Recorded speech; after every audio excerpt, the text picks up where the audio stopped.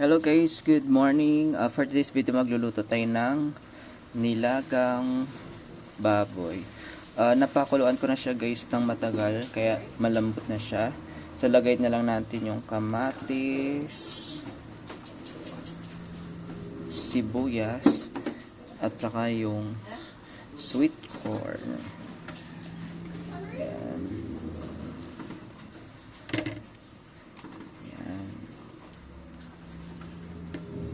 At saka yung saging na saba. Yan.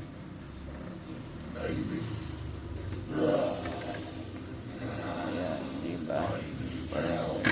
Tapos pag okay na yung sweet corn natin tsaka saba, lagay na natin yung mga gulay niya. Ilas natin yung gulay para hindi siya maglata. Okay, so ayun nga guys. Babalikan natin to mamaya-maya.